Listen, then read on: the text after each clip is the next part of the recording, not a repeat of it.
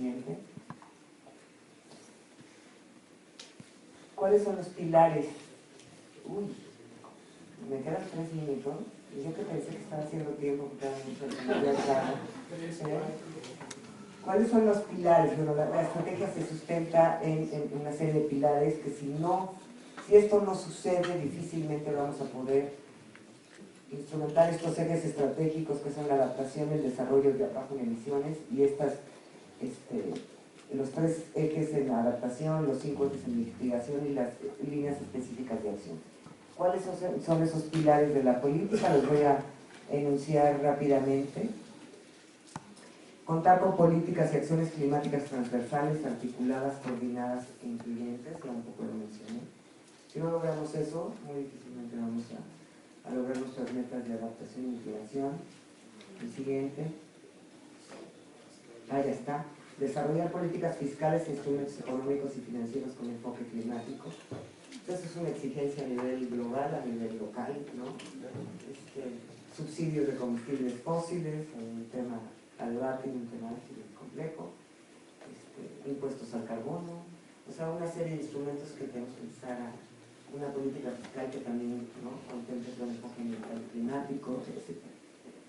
El tercero, implementar una plataforma de investigación, innovación, desarrollo y adecuación de tecnologías climáticas y el fortalecimiento de capacidades institucionales. O sea, si queremos ser un país viable en esto, necesitamos un país que genere su propia tecnología. Tenemos que pasar a ser un país que le compra a los españoles la tecnología eólica, ¿no?, y generar nosotros nuestra propia tecnología.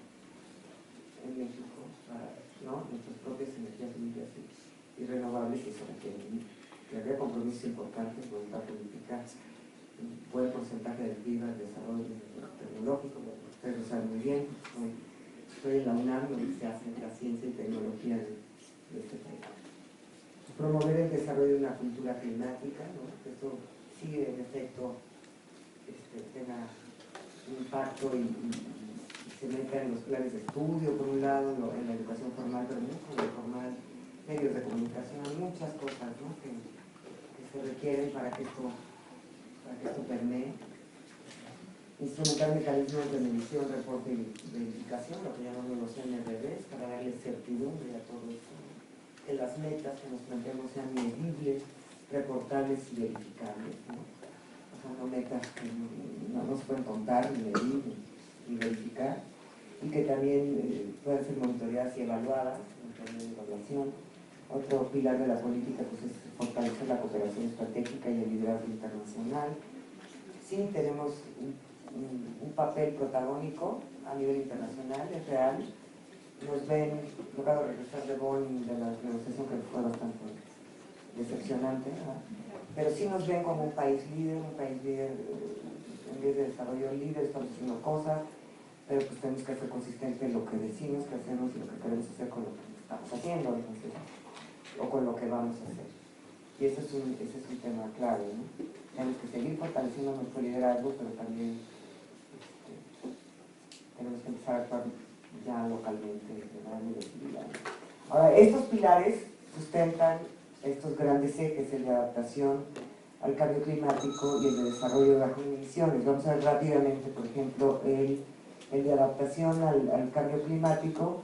Aquí yo puse, digamos, algunos elementos técnicos que contiene la estrategia para, pues, llamarles la atención y los que están en estos temas que se metan a verla, ¿no? Porque, por ejemplo, hicimos un estudio de vulnerabilidad y con la intención de saber, bueno, cuáles y dónde están y cuántos son los municipios más vulnerables del país a los efectos del cambio climático. La Ley General de Cambio Climático nos marca la ruta de empezar cualquier acción en los municipios más vulnerables ante el cambio climático. No sabemos cuáles son. Necesitamos hacer la investigación para saber cuáles son. En esto intervino el INEC, intervino el Instituto, el Centro Mario Molina, algunos expertos, y llegamos a estos resultados, ¿no? Tenemos 1.385 municipios, o sea, 27 millones de habitantes en México, en riesgo de desastre, ya sea por un evento climático, por exposición, por vulnerabilidad, ¿no? No es que estén expuestos a todo, pero identificamos la columna de la izquierda, ¿no? ¿Cuáles son susceptibles a inundaciones, a deslaves, a sequías, a disminución de rendimiento por precipitación, a disminución de rendimiento por temperatura? ¿Cuáles son susceptibles a ondas de calor, etcétera, ¿no? Aquí, por ejemplo, tenemos inundaciones, tenemos identificados 156 municipios, 4 millones de habitantes. En deslaves, 214 municipios, 2 millones de habitantes. En sequías agrícolas, 480 municipios, 6 millones de habitantes. Y miren cómo se va a sequías pecuarias. Tenemos 881 municipios, 14 millones de habitantes. En disminución de rendimientos por precipitación, 169, 1 millón de habitantes, y así, ¿no? Entonces, ya tenemos, empezamos a tener, ¿no?, elementos que nos digan pues, por dónde vamos a empezar y con qué, y cuáles son los riesgos, y qué hay que hacer en la adaptación, y cómo empezar las medidas, y qué hay que fortalecer primero, etcétera, etcétera. Luego, este eje pues tiene, este tema, el de adaptación, tiene varios ejes estratégicos. En el caso son 3, el A1, la 2 y la 3, ¿no? Por ejemplo, el A1, reducir la vulnerabilidad y aumentar la resiliencia del sector social ante los efectos de cambio climático. Tiene una pequeña introducción basada en el diagnóstico y ya tiene todas las líneas de acción. Entonces también la ley nos obliga a priorizar líneas de acción. Entonces están o intentan estar priorizadas y relacionadas de manera que si se cumplen todas, llegamos a cumplir el eje, ¿no? En este caso, este es el segundo eje, reducir la vulnerabilidad y aumentar la resiliencia de la infraestructura estratégica y sistemas productivos. Y lo mismo tienes todas las líneas de acción que se requieren para lograr este objetivo. El tercero es conservar y usar de forma sustentable los ecosistemas y mantener los servicios ambientales que proveen. Y ahí tenemos igual, ¿no?, todas las líneas de acción. Y pasamos al tema de desarrollo bajo en emisiones. Ahí tenemos, digamos, el diagnóstico, cómo estamos, en primer lugar el inventario de emisiones, cómo estamos en contaminantes climáticos de vida corta, eso que se ve ahí un poco escondidillo, es la línea base, ¿no? Todo el mundo está esperando la línea base, porque a partir de la línea base es lo que tenemos que hacer, ¿no? Por ejemplo, la meta del 2020 es 30% de reducción de la línea base. Ahí tenemos también incorporados algunos potenciales de mitigación o criterios para priorizar medidas. La siguiente. Y tenemos 5 ejes en materia de mitigación o desarrollo bajo emisiones. El primero, acelerar la transición energética hacia fuentes de energía limpia. Y tenemos todas nuestras líneas de acción. Ahí también por tipo de energía. La siguiente. Reducir la intensidad energética mediante esquemas de eficiencia y consumo responsable. Lo mismo, tenemos todas nuestras líneas de acción. Transitar a modelos de ciudades sustentables con sistemas de movilidad, gestión integral de residuos y edificaciones de baja huella de carbono. Y lo tenemos ya temático, ¿no?, por residuos, edificaciones, etc. El cuarto eje es impulsar y mejorar prácticas agropecuarias y forestales para incrementar y preservar los sumideros naturales de carbono, con todas sus líneas de acción. Y finalmente, el último, que es reducir emisiones de contaminantes climáticos de vida corta y propiciar co-beneficios de salud y bienestar. Este es un tema que para nosotros, como les mencioné desde un principio, es clave. Y bueno, aquí está el doctor Gay, que conoce mucho mejor que yo sobre la parte, digamos, más técnica, pero el potencial de los contaminantes climáticos de vida corta, de reducción de la temperatura es muy importante, ¿no? Entonces lo estamos planteando como estrategia a muy corto plazo. No es que no vamos a hacer nada con GEIS, sino que vamos a empezar con estas estrategias que nos dan estos co-beneficios muy rápidos y muy directos a la población, y paralelamente vamos a continuar con nuestra estrategia de reducción de gases de efecto invernadero. La siguiente.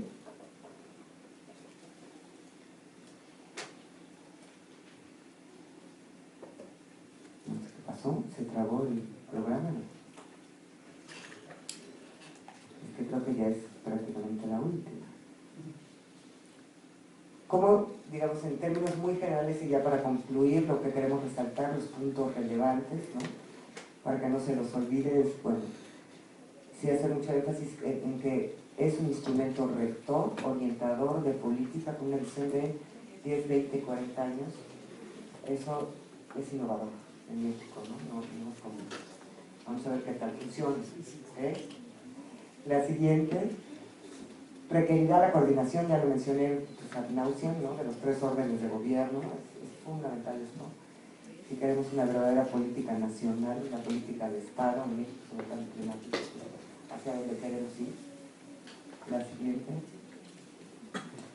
Hay que resaltar que fue elaborado en estricto apego a lo que dice la Ley General de Cambio Climático y contiene esos elementos que nos pide la ley, que son ese diagnóstico de vulnerabilidad, el diagnóstico de emisiones, las oportunidades de mitigación, los escenarios de línea base, los requerimientos nacionales de investigación y transferencia de tecnología y las líneas de acción, adaptación e mitigación. O sea, es una estrategia que además va a servir para muchos otros propósitos de los que hacen investigación en materia de cambio climático.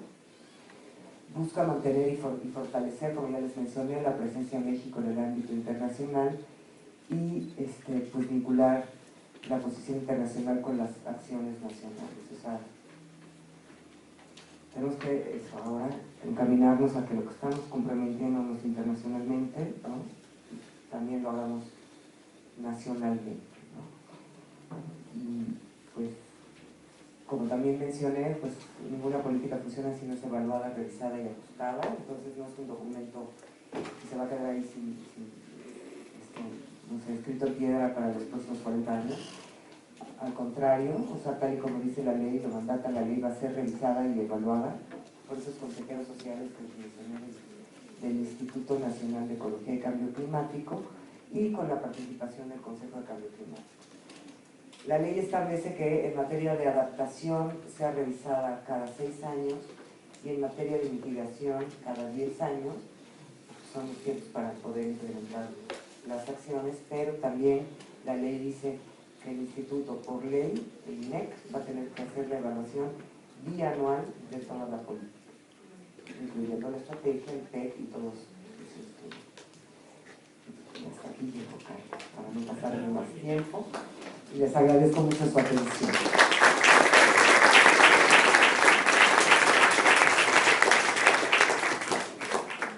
Muchas gracias. Bueno, pues vamos a pasar a comentarios, preguntas. Aquí hay alguien que tiene muchas ganas. Bueno, yo esta estrategia la veo como un programa de investigación muy amplio y de aplicación completa también con múltiples tareas, ¿no? Pero de aquí lo que me preocupa, que iba a preguntar desde el principio, es el papel de la participación ciudadana. Es decir, parece fácil, yo no sé cómo esté contemplado, porque además es un trabajo de actualización continuo, de qué manera la participación ciudadana va a jugar un papel importante aquí. Es decir, no sé hasta qué punto se tenga contemplado, programado, etcétera, pero creo que es muy amplio. Y no nada más es de, bueno, vengan a poner su queja de la basura, o por ejemplo, de que los de la luz cortaron los árboles, dejaron la basura meses, y resulta peor, porque los carros dejan ahí los troncos, o las terminales del metro con igual, ¿verdad? O los contaminantes de aceite en las coladas.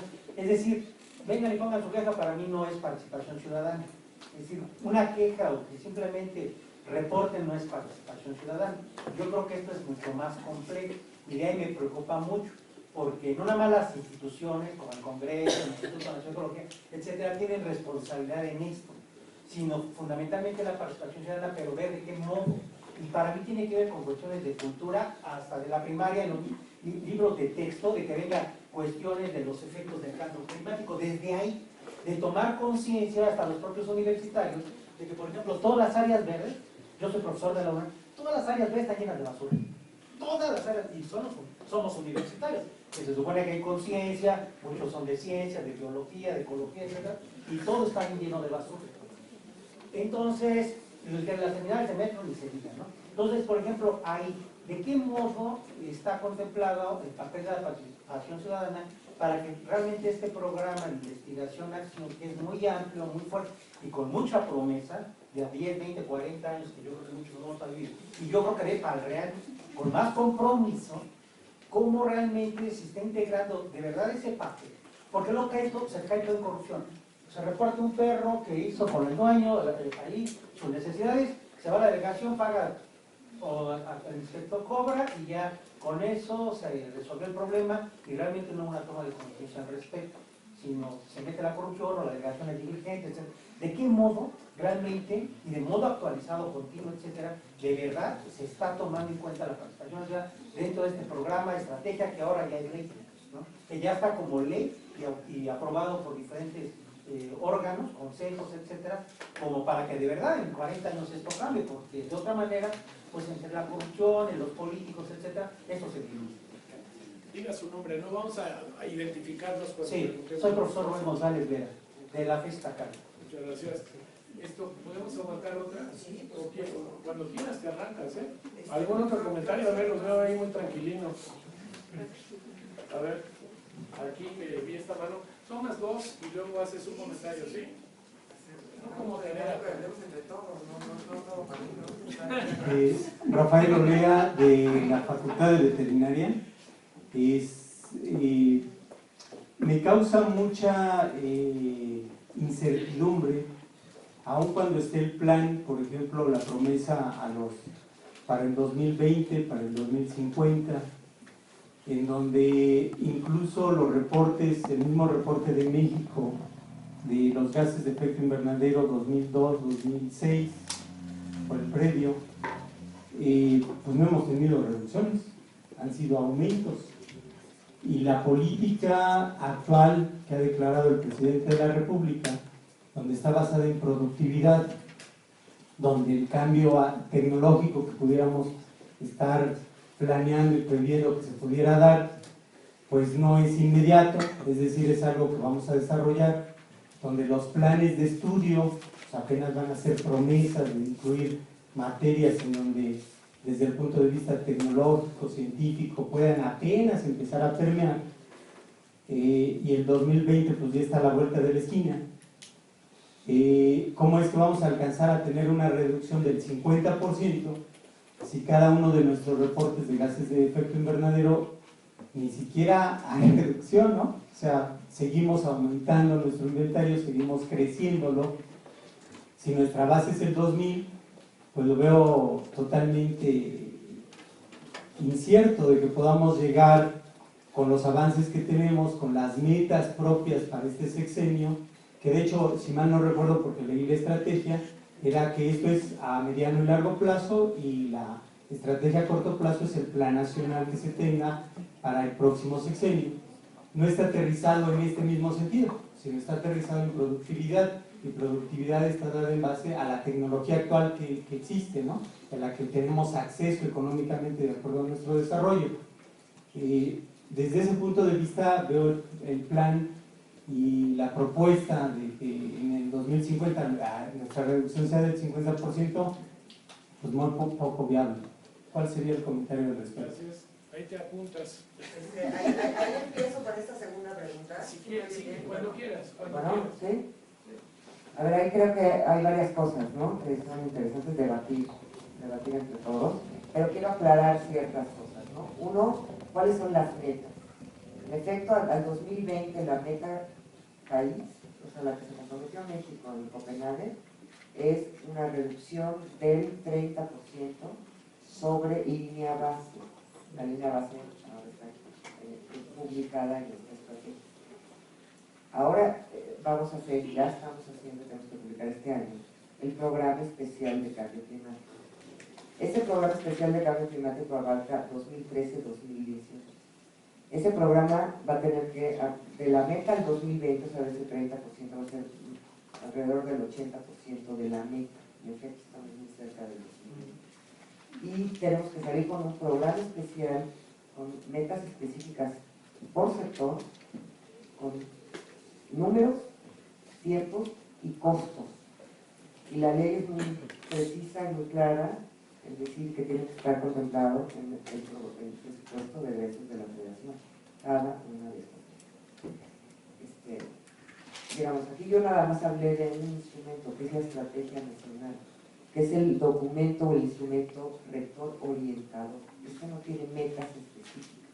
O sea, está construido conforme a esas metas de la ley de cambio climático, ¿no? Pero el instrumento donde va a haber metas, tiempos, costos responsables es el nuevo PEC. Hubo un anterior programa especial de cambio climático, ahora viene el PEC 2, digamos.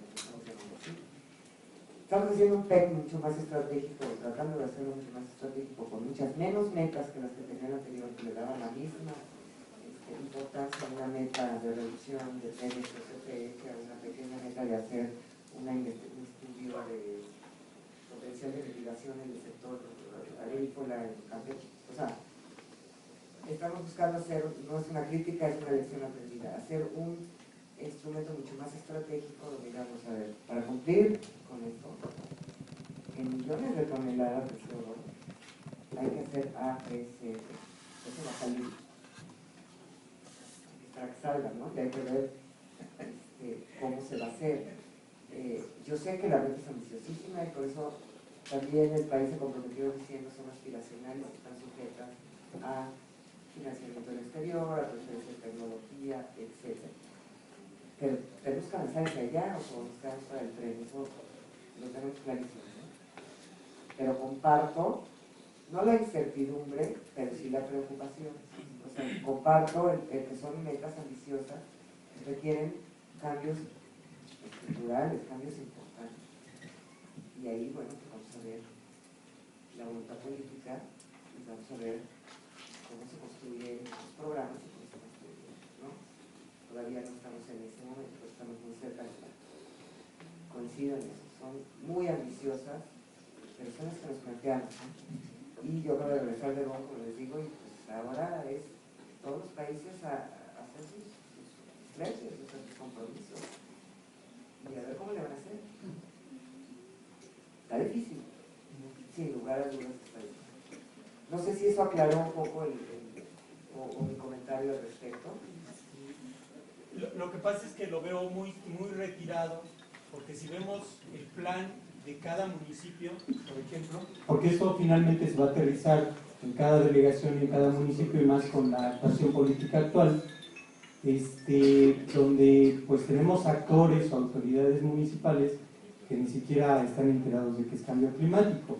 Eso yo no lo veo como una crítica, sino digo, eso tiene que ir cambiando, pero creo que se va a llevar todo el sexenio para que permee, para que empiece a tener gente preparada. Es decir, si apenas vamos a hacer los cambios en la forma de enseñar, por ejemplo en la universidad, pues nuestros primeros egresados van a salir dentro de 5, 3 años, por muy rápido, con gente preparada que apenas va a empezar a tomar experiencia para ver si puede aterrizarlo en un proyecto de un municipio, por ejemplo, o de un estado. Pero me repito, no es el afán de defender el documento, ni mucho menos, pero me repito una cosa que a lo mejor no fue muy clara.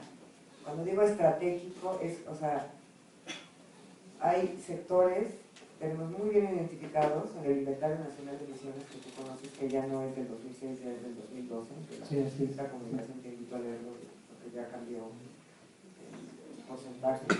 Pero tenemos muy bien identificados sectores que en México son claves. El sector transporte es clave. Hoy el sector transporte en México es el mayor emisor de gases de efecto invernadero en el país. Entonces sabemos dónde tenemos que entrar de manera directa, rápida y estratégica, ¿no? Es de competencia estatal, estoy de acuerdo, ¿no? Pero hay que hacer grandes proyectos de inversión, ya sabemos en dónde. O sea, el país está sobrediagnosticado, ya sabemos. Sabemos que el tema de residuos, usted lo mencionó al principio, ¿no? O sea, nunca nos hemos quedado cojitos por proyectar y por prometer. A lo que yo veo, la falta es realmente que esto pueda permear, por ejemplo, en el siguiente sexenio, como para que en el 2020 alcancemos a reducir de la base el 30% y primero que alcancemos siquiera llegar a la base para que después hagamos esa reducción del 30%. Es una cuestión de percepción. Yo te estoy dando los elementos, ¿no? Es decir, donde está el PEC, si quieres nos volvemos a ver aquí. Si realmente las metas corresponden a eso, ¿no? Pero esa es la intención. O sea, los niegos son ambiciosísimas y muy difíciles de lograr. Y habrá que estar a la altura y la exigencia es lo mejor. Sin duda. Déjame meter mano aquí, Beatriz. Esto, después te dejo a ti, pero déjame nada más comentar un poco, ¿no? El hecho de traerte a ti aquí esto es parte de lo que está haciendo el PINC, ¿no? El PINC es la inteligencia en la UNAM, o sea, representa muchas cabezas. Entonces yo creo que podríamos pasarnos aquí todo lo que falta de la sesión esta, preguntándote esto y haciendo, y cómo, si cómo se va a hacer esto y cómo se va a hacer lo otro.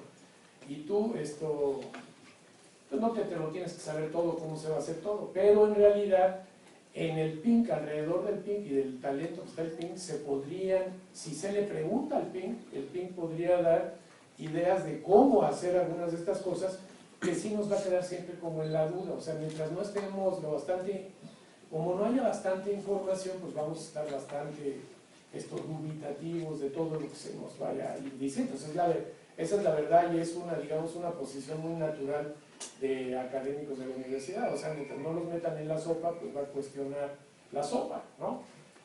No quiere decir con esto que nos tienes que meter a todos en la sopa, pero no estaría mal que de alguna forma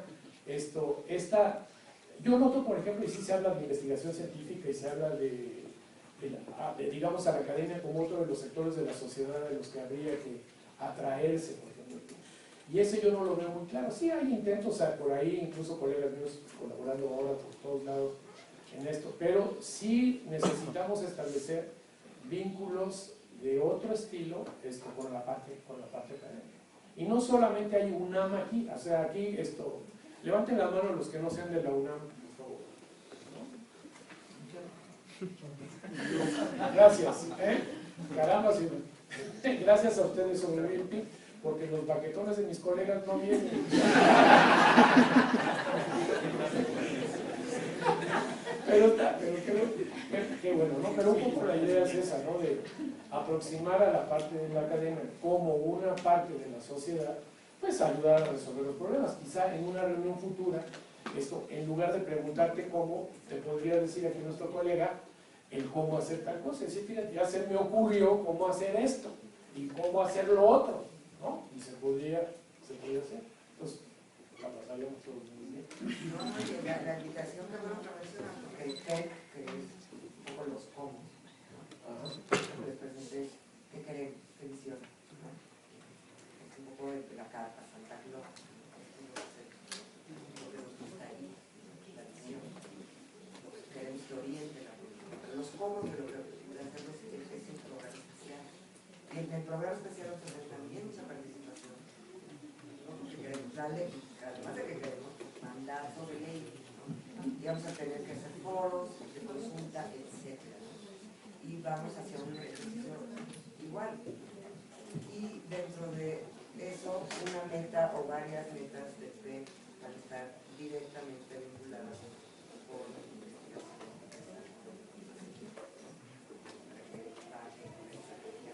especial. Entonces ahí hay un espacio en el que ya están invitadísimos a participar, y a través del PIN, que tiene un nombre muy sugestivo, PIN, es el PIN Time, pero el PIN Time, pues va a tener, nos encantará que participen y hagamos como una realidad, ¿no? Y eso va a ser muy pronto, porque estamos ya construyendo las posibles metas para someterlas también a consulta. A ver, por aquí. Gracias. Soy Alejandro. Les agradecería brevedad posible a que nosotros nos la pasamos. La respuesta a la 1. Abusando. La respuesta a la 1 es verdad, no, básicamente entiendo que la preocupación es cómo lograr esa participación ciudadana. Y es una pregunta del millón, ¿no? Instrumentos existen yo soy abogada, ¿no? Y conozco bien la legislación ambiental y existen muchos instrumentos de participación que no utilizamos por el potencial que podrían utilizarse, ¿no? Y bueno, hay que utilizarlos. Y hay que utilizarlos estratégicamente como ciudadanos, ¿no? Y hay que exigir rendición de cuentas. Muchas veces no sabemos cómo hacerlo. Muchas veces pues, nos ganan otros intereses y otras prioridades, ¿no? Pero lo que les comenté de la ley de responsabilidad ambiental, de verdad yo les invito a leer esa ley, porque esa ley es muy poderosa para todo aquel que esté interesado en la defensa del medio ambiente, porque es muy novedosa, ¿no? Y, por ejemplo, contiene cosas interesantes, les doy unos hints de lo que es, ¿no? O sea, privilegia lo que es la reparación in natura. Eso quiere decir que el que dañe un ecosistema, ¿no? El desarrollo turístico que dañe un manglar y se ve obligado a la reparación del manglar, ya no va a poder compensar a 8 o 10 pesos o dólares la carga, ¿no? Se inicia, ¿no? Sino que va, por la ley de responsabilidad ambiental, está obligado a reparar in natura, en el sitio. Si no se puede reparar en el sitio, entonces se va a ir a la compensación.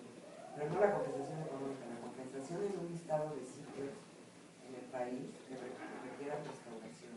Entonces va a costar mucho más dañar el medio ambiente si se aplica la ley. Ahora, sé que por ahí iría su comentario a nuestro país. Hay muchas cosas que son externalidades, digamos, estoy hablando con el economista. Pero hay que hacer valer estos instrumentos para que se empiece a aplicar la ley, ¿no? Nos quejamos mucho, pero no nos utilizamos. O sea, también ahí está nuestra responsabilidad. Dime cuántos distintos ambientales hay en México y te digo, cuál es verdaderamente el compromiso de la sociedad. Sí, está bien, gracias. A ver, por aquí. Saludos al amigo que apareció.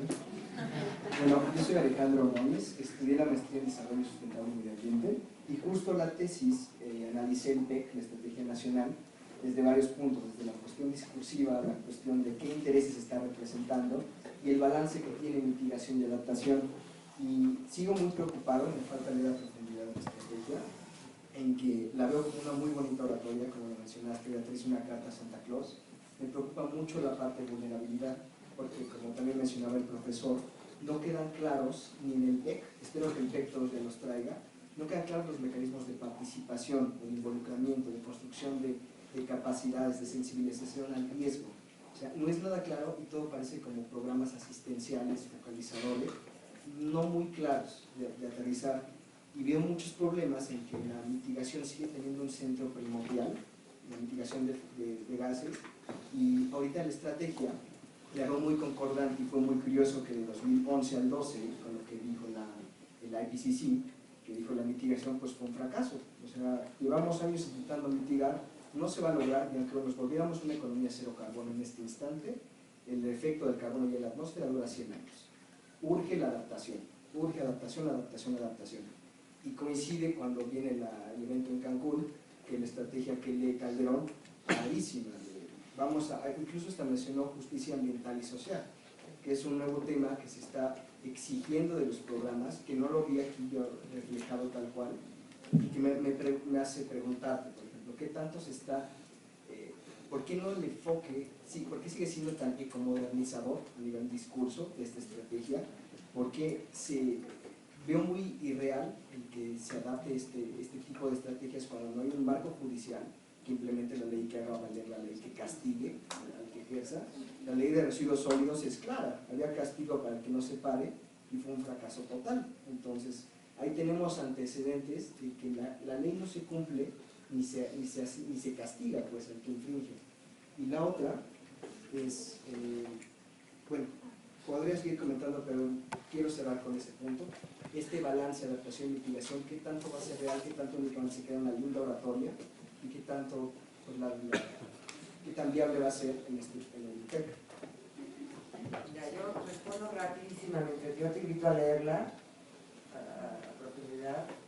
Entra a la página de los anexos metodológicos, porque hay toda la parte de vulnerabilidad, de adaptación, tiene cosas muy novedosas. Yo les enseñé una pequeña parte, ¿no? Pero sí se están identificando municipios más vulnerables, donde están los riesgos, qué tipo de riesgos. O sea, hay un enfoque muy importante de adaptación. La ley de cambio climático privilegia en todo momento la adaptación a la mitigación. No sé qué tan bien conozcas la ley de cambio climático, ¿no? Por ejemplo, para darte un ejemplo, el Fondo de Cambio Climático tiene que privilegiar primero que nada todos los proyectos de adaptación al cambio climático. Entonces sí, el hecho de que la Comisión Intersecretaria estaba presidida por Gobernación está haciendo el atlas de riesgos climáticos a nivel nacional. O sea, sí hay una preocupación del tema de adaptación. O sea, es un tema para nosotros, ya deja tú lo ambiental, que muchas veces hay muchos ambientalistas, ¿no? Es un tema económico muy importante.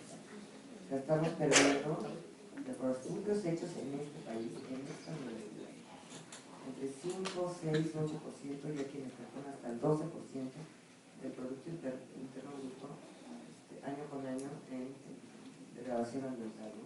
Y gran parte, o sea, el famoso PIB ecológico, y gran parte de eso está ya asociado a cambio climático. Entonces, ya no solamente es un tema ambiental, es un tema económico muy importante, es un tema social muy importante, ¿no? Ahora, perdón que te interrumpa, ¿cómo se está mapeando la vulnerabilidad? Porque se habla de que hay un diagnóstico, pero no vi que haya un ejercicio de trabajo con la comunidad, que la comunidad realice el mapeo de la vulnerabilidad, la documentación de ese mismo. La ley plantea también que se tienen que desarrollar los atlas nacionales de riesgos y los atlas estatales de riesgos. ¿Quién lo hace? Bueno, distintas dependencias, ahorita lo está haciendo Senapred, lo están haciendo el Instituto, el Centro Mario Molina, la UNAM está trabajando, el INEC tiene un equipo de gente haciéndolo. Entonces ahora, si tienes dudas, está abierto a que vayas a ver con muchísimo gusto, ¿no? Pero, o sea, cuando yo dije carta Santa Claus, me refería a la visión que queremos, el México que queremos. Eso es en materia de cambio climático, ¿no? O sea, es una visión de país a 10, 20, 40 años. ¿Cómo llegar a ellas? Son las líneas de acción. Y si las leen con detenimiento, volviendo al tema de la participación social, también se hizo un ejercicio de expertos en el tema de participación social, no del gobierno, sino los que conocen bien estos temas, de cuáles estas líneas de acción requieren participación social, y entonces vienen identificados línea por línea, cuáles son transversales, con qué otras son transversales, cuáles requieren participación, cuáles no. Entonces lo que buscamos, a diferencia de la estrategia del 2007 que fue la de tesis, es hacer un documento muy diferente, mucho más orientador, pero mucho más sencillo y fácil de usar para que cualquiera que diseñe políticas públicas, un tomador de decisiones para agarrar y decir, a ver, mi tema es movilidad, déjame ir a la tema de movilidad, ¿y qué son las cosas que puedo hacer? ¿Cuáles son más costo efectivas? ¿En base a qué criterios? O sea, es una herramienta, esto es una herramienta para diseñar políticas públicas, pero no es, y no quiero que se entienda así, ya el programa con las metas y los cómo y los tiempos, porque ese es el programa especial y este gobierno nada más puede hacerlo por los próximos 6 años. Por aquí está el micrófono y luego por allá quedará el micrófono. Aquí está el micrófono y luego allá el micrófono. Acá. Ya está ya, porque se respondió la pregunta que... Ya contesta. Muy bien, porque Bueno, déjame meter aquí mi mano, mi piel, lo que sea. No sé si se les ocurre algo diferente de lo que han visto en términos de la estrategia o lo que ustedes piensan que podría ser una contribución importante para el TEC, yo los invitaría, y tú me dejas invitarlos, a que envíen sus ideas. O sea, vamos a hacerlo... Hay dos anexos metodológicos, uno de adaptación, uno de mitigación. Los que les interesa el tema de adaptación está en la página www.ensc.org.mx.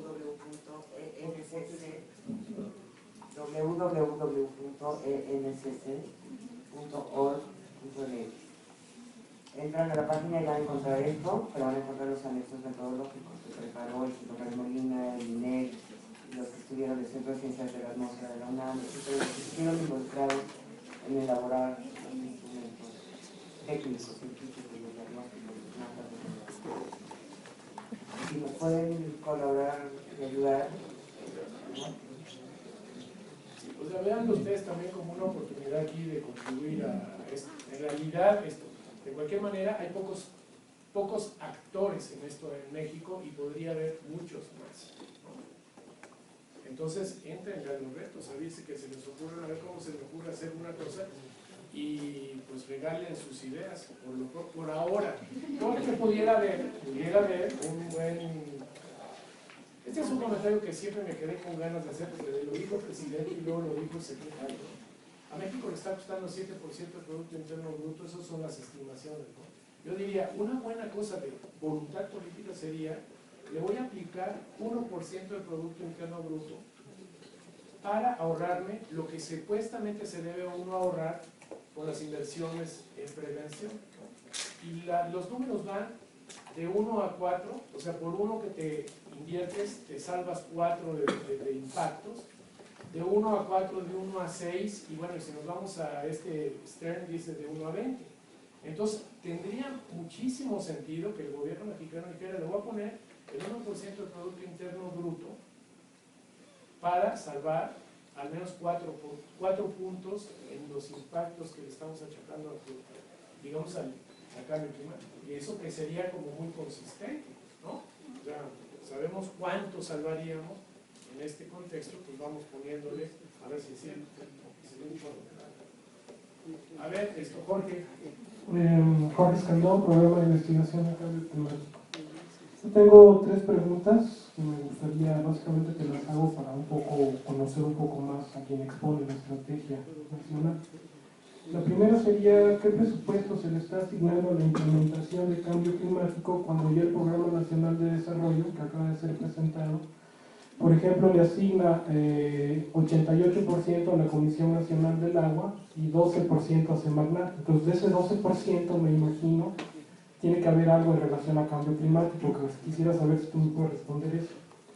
La segunda pregunta es, quiero saber qué opinas acerca de los diagnósticos de vulnerabilidad, por ejemplo, en la primera comunicación nacional con respecto al estado de Tabasco y lo que se ha seguido haciendo en relación a la adaptación al cambio climático. Y te lo pregunto con toda la mala intención, porque de esa manera todo lo que han sido excelentes diagnósticos, pues a lo mejor se han quedado en papel, cuando tú estás viendo cuestiones reales de una problemática real que se repite año con año, por lo menos del 2008 a la fecha.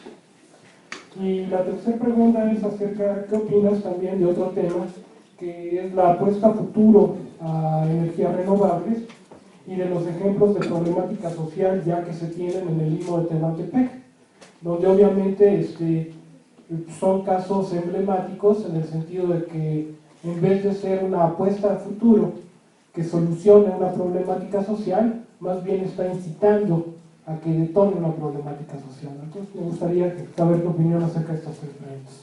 Déjame intervenir. Vamos a tomar estos 2 preguntitas más.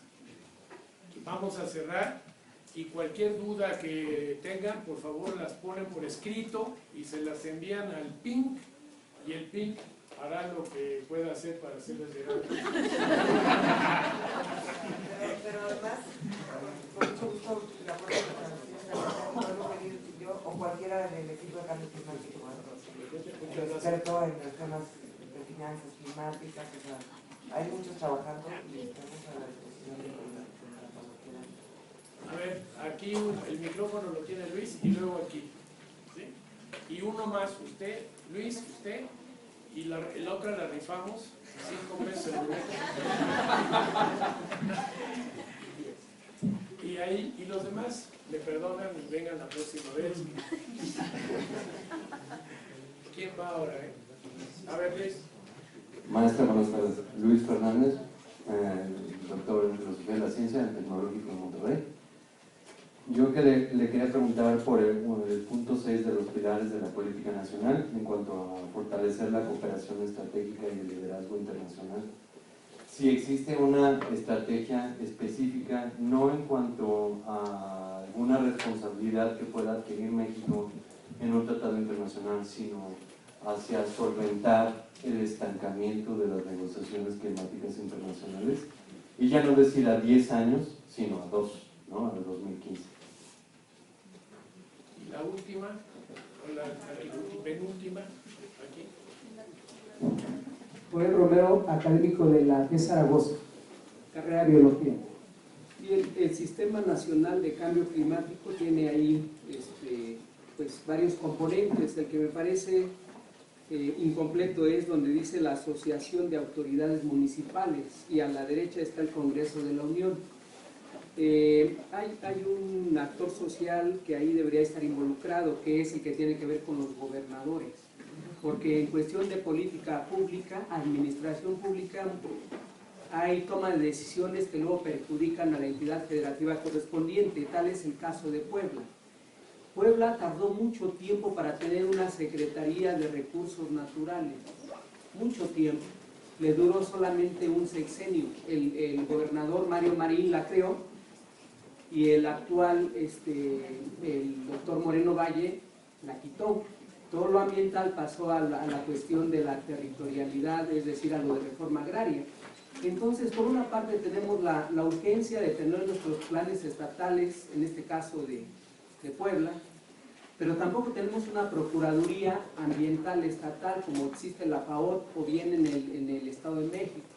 Entonces, como que damos avances, damos retrocesos. Entonces aquí nuestro observatorio ciudadano desde las universidades, de las organizaciones de la sociedad civil, debe de tener una opinión precisa acerca de lo que ganamos, no lo podemos perder de esa forma. Y bueno, también los gobernadores hacen y adquieren deuda pública estatal y muchas veces pues es grande. Y entonces, si finalmente quiero cerrar esta parte diciendo que las entidades federativas, como decía el doctor Carlos, no hay una cierta uniformidad mínima para poder partir de ahí.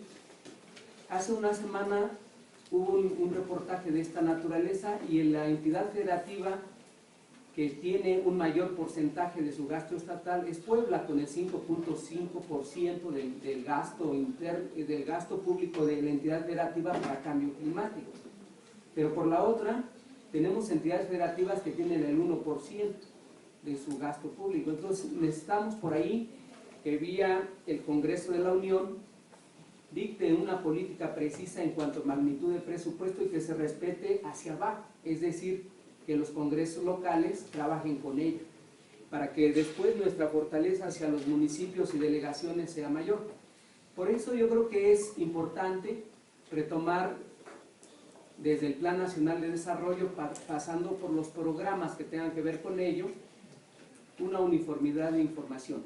Para cerrar, les vamos a decir que el último presidente que en nuestro país creó un Plan Nacional de Desarrollo, primero con un diagnóstico y luego con la tendencia del plan en sí, fue Ernesto Zedillo.